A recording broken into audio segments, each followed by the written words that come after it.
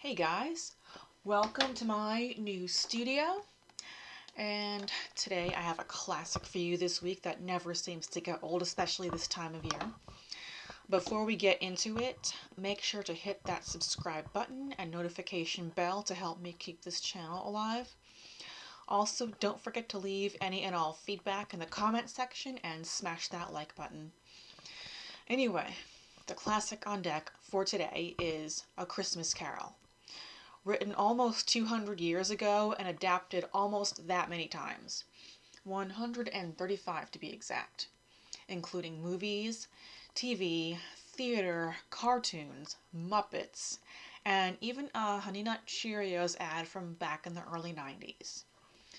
If only peace on earth and goodwill towards men was as simple as Honey Nut Cheerios.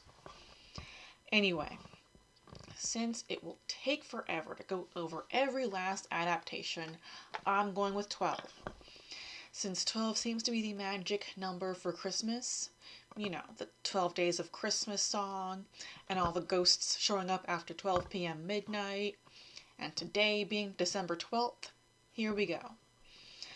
Most of the adaptations stick with the same premise. A money-worshipping workaholic who can't be bothered with Christmas cheer or charitable giving gets a visit from a dead predecessor with a warning. Then come the three ghosts, past, present, and future always being a creepy-looking wraith. And then the threat of death and a personal tragedy if changes are not made. Then lots of amends made on Christmas Day. The main differences in all the adaptations being the time the story is set in, and the gender and career paths of the Scrooge character. The most faithful adaptations were the originals, the first one being in 1935, and then a couple of very close remakes, one in 1984 and another in 1999. The first adaptation to go off the beaten path that I can remember is Scrooged from 1988, which was a dark comedy about a TV network president whose taste in holiday entertainment is tacky and asinine, as are the ghosts who visit him. Then we start with the gender bending. There is Miss Scrooge in 1997, one of the first of many gender bends. And this one sticks pretty close to the story, even with a woman in the Scrooge role for the second time. The only difference is that she never says humbug. Her signature rejection is a comically high-pitched The other gender bend, I think is the first one, is Abby from 1995. Except this lady Scrooge runs a department store and makes everyone work on Christmas. Everything else, lesson learned, three ghosts, all that stuff, the same. A little later, in 2003, there is A Carol Christmas. The Scrooge character is a talk show queen, and after the whole sequence of events that sticks pretty close to the original story, she voices her lesson learned to the entire world on TV.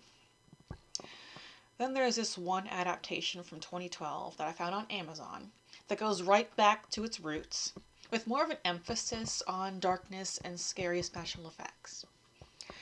While we are in 2012, there's It's Christmas Carol from the Hallmark Channel, focusing on the Christmas spirit lesson learned by a woman who runs a publishing company. And there's only one ghost teaching this lesson, her former boss and owner of the publishing company back when it was a warm place to work but not Fortune 500 caliber. Then after her passing, Carol takes over and makes it highly successful, albeit a cold hamster wheel. There is no Cratchit character, just an ambitious assistant following in her footsteps on her way to living just for work and dying alone. Moving on to 2018. Also from the Hallmark Channel is A Christmas Carol set in present-day Scotland, around a billionaire Scrooge who owns a successful distillery that he started with his college friends Marley and Fezziwig. And in this one, Cratchit is Roberta Cratchit, and Tiny Tim is not so tiny. He's her husband and he's battling cancer. Moving up to last year, FX's Christmas Carol is quite dark. Both the Scrooge and Marley characters are quite sociopathic. And Marley's motivation to visit Scrooge and send him 3 ghosts is so he won't go to hell and folks will stop peeing on his grave. Their callousness runs as deep as cutting corners on safety to save money, leading to fires and coal mine collapses.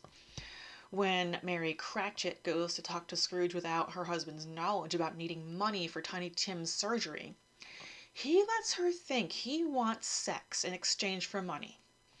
When her humiliation is complete, he tells her to just take the money and go.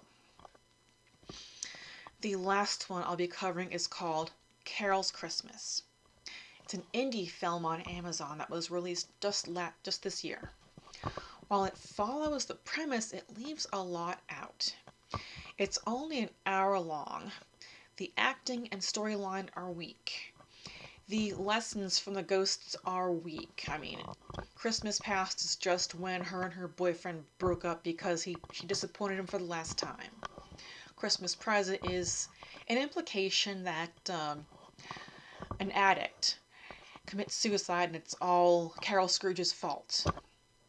And then Christmas Future is the guy she snubbed for saying Merry Christmas to her just shoots her dead and the movie ends there. So everything is really open to interpretation and there's no redemption for Carol Scrooge either. It just ends on such a dark, depressing note with no real completion of the story, nothing coming full circle. So that one was seriously a disappointment. And that covers 12 adaptations of A Christmas Carol. Thank you all so much for watching, and I will see you back next week for Shutter Island.